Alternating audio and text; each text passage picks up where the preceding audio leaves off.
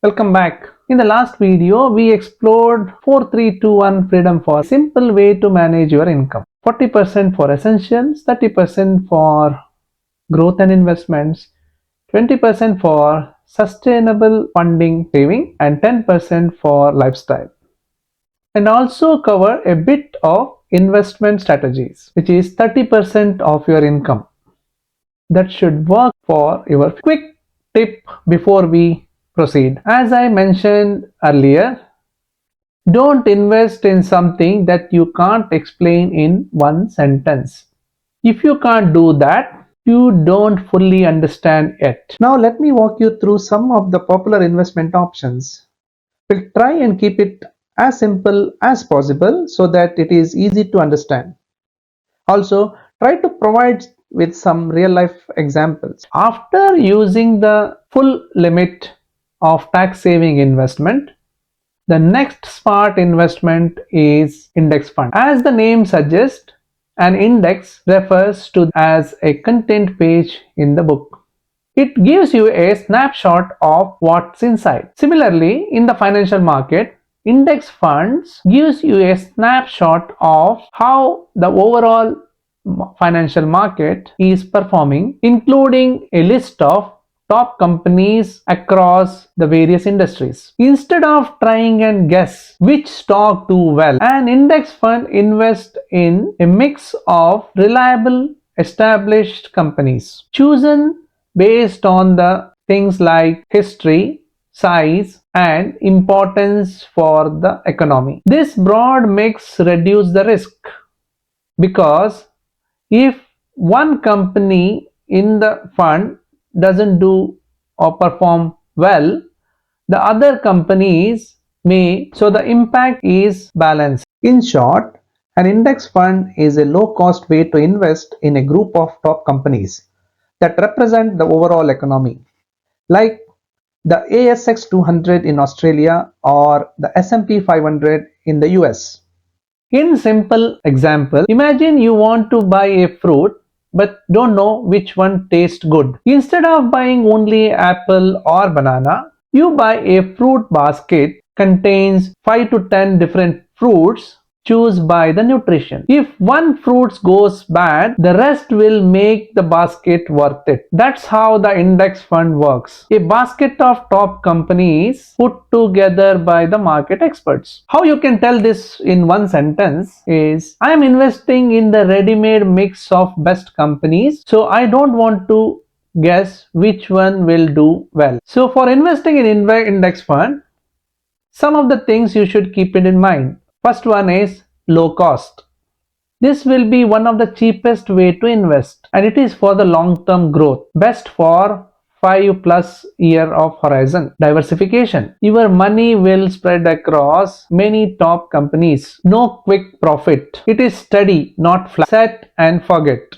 Great for the passive investor. These are the things you should keep it in mind when you're choosing. The next one is ETFs, exchange traded funds. As the name suggests, these are the funds which are traded in the stock exchange. Think of ETFs as a modern, flexible version of index funds. Traditional index fund often has set of rules like minimum investment amounts, long lock-in period, or a paperwork through the fund house. For everyday investor, it feels out of stock exchange creates ETFs. The funds work like an index fund but are listed on the share market just like any other stock. In short, ETFs give you the benefit of diversification like index funds but with the flexibility of stock trading and usually lower entry cost. A simple example is, imagine you like a fruit basket idea from index fund, but instead of buying it from a fancy store with rules, you just walk into your local supermarket, pick the same basket off the shelf and buy it instant. That's what ETF. They bring the same basket of diversified company to your fingertip anytime you want. I am buying a ready-made mix of top companies directly from the stock market, just like buying individual shares. The things you should keep in mind before you choose to invest in ETFs are are easy to buy and sell, traded like shares on the stock exchange. Second, they are affordable. Start with a small amount, wide exposure. Choose ETFs of Australia, the US, or any country. Next, price fluctuation. It can go up and down based on the underlying stocks. Do a bit of research and pick based on which market you want to have exposure. The next one is investing in low cost funds. You already know about superannuation fund, where you invest part of your income, get some tax benefits within the allowed cap, and let the money grow until retirement. But what if you already reached your super cap or simply want your retirement savings more? That's how the low cost retirement focused funds, mutual funds, or managed funds come in. They are professionally funds designed to steadily grow the funds similar to the super, but without tax benefit, or in some cases property. You can choose this based on your age, risk appetite, and retirement timeline. In short, these funds are ideal for long-term investors who wants a handoff way to build wealth slowly and steadily until retirement, even outside the super system. Imagine you are cooking a nutritious soup in a slow cook. Add a variety of ingredients, set the timer, and let it simmer for hours. You don't need to check constantly. The result will be ready when you need it. That's what these retirement funds are like. A balanced mix managed by professionals, slowly building up over the years. Let me tell you how you can tell this in one sentence. I am letting my money grow slowly in a professionally managed fund, so it is ready when I retire. These are designed for the long term, for your long term goals like retirement. Decide based on your risk appetite, growth or conservative. Returns are not guaranteed. Check past performance, but past performance doesn't guarantee future return. These are professionally managed. You don't pick individual stocks. And what's the fees? Lower is usually better over time. I will be covering the different types of funds like equity, debt, or hybrid in more detail in my next video. If you are, make sure you like this video and subscribe to my channel so that you will get a notification when it is uploaded. The next one is investing in individual stocks. Pick your own piece of a company. When you invest in individual stock, you are buying a small ownership in that single company. It could be a brand you know or trust, like Woolworths or BHP. If the company does well, the share price goes up and you will benefit. If it struggles, the share price goes down and you will lose. Unlike index funds or ETFs that spread your money across different companies in diversified sectors, individual stocks are more concentrated and carry higher risk, but also a potential for higher return. Let's say you like shopping in Woolworths and believe the company will be growing. You buy some of its shares now. If Woolworths grows and becomes more profitable, the value of your shares will go up. In short, you are betting on the success of specific companies, and that means both the risk and the rewards are in your hands. It's like saying, I believe in this company and I want to grow along with it. You can tell this in one sentence. I am investing in a company I believe in, hoping their success becomes my gain. Things to keep in mind, it requires research. You are betting on one company with your analysis. Higher risk and reward. Reward can be great or disappointing. Only invest if you understand the company does and diversify. Don't put all your money in one stock. Watch regularly. Price can change fast based on market trends and the news. Now come to the more riskier asset class like cryptocurrencies. It's a digital asset of the future. Cryptocurrencies like Bitcoin or ETFs are digital money. They don't exist in film. They work on a blockchain technology, which is a secured and transparent technology which records every transactions. Those are not controlled by any banks or government. That's why many people see this as the future of money or the way to store value. Digital gold. It's highly volatile. The price can rise and fall quickly in short periods. In short, cryptocurrencies are risky but potentially rewarding digital assets, best suited for those who understand the tech and can handle big ups and downs. In simple example, think of growing a rare digital trading card that others want. If it becomes more popular, its value goes up. If the people lose interest, if something better comes on the way, its value can crash fast. That's how crypto works. High risk, high potential, and no guarantee. How you can tell this in one sentence is, I'm investing in a digital money which can grow big. I know it is a wild ride. But the things you should keep in mind, high volatility. Price can swing wildly in a days or in hours. Store securely. Use trusted wallets and changes.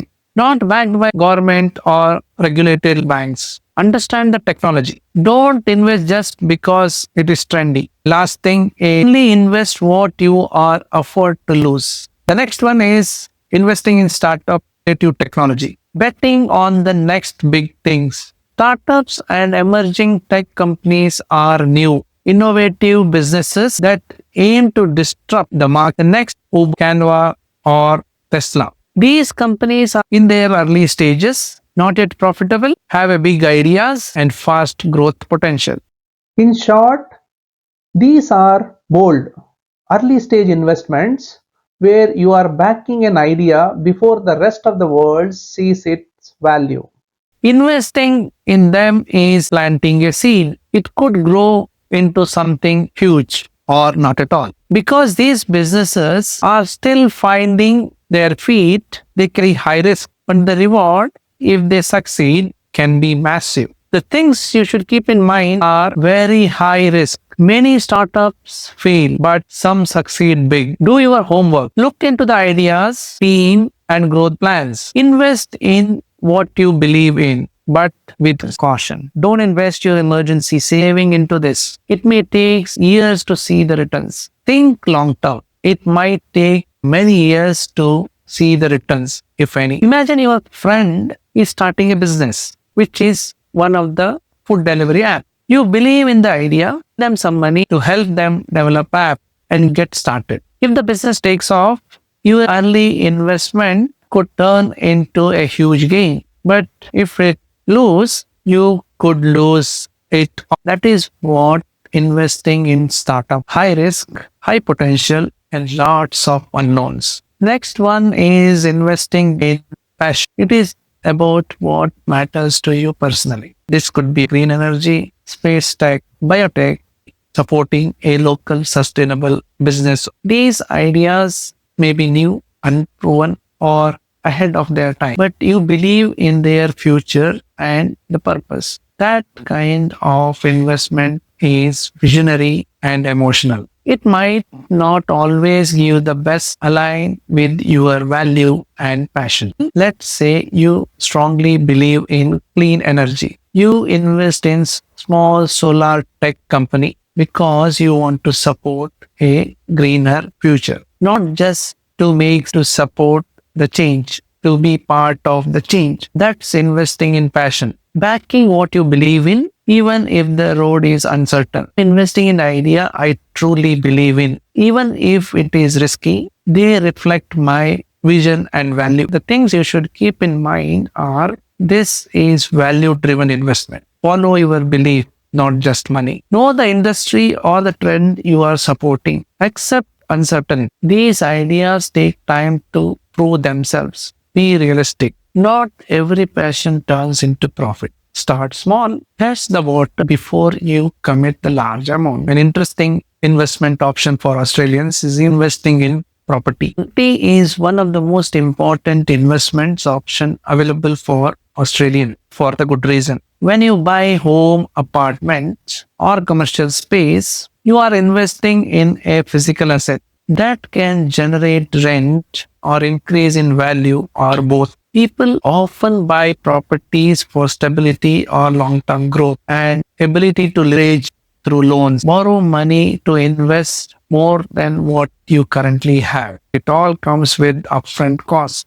ongoing maintenance, and market risk. And it usually requires larger investments compared to all other types of investments. In short, you are putting your money into a tangible asset that can grow in value and create income.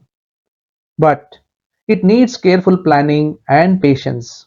Think of buying a home or apartment and renting it out. You rental income regularly. If the property value increases over the time, you can sell it at a profit later. That's how property helps you grow well while holding something real and long term. I'm owning a real asset to generate long term growth, rent, and grow in value. The things you should keep in mind are big upfront cost. Need savings for deposits, stamp duties for other costs. Leverage through loans adds risk. Property value drop equal to loan still stays. Ongoing rate, repairs, and maintenance is a long-term investment best held for 5 to 10 years plus horizon. Research, location, and rent demand. I will be covering the property investments in detail in my upcoming video, which covers types of risk, tips, and more. Keep the notification on so that you don't miss when it released. Is there any particular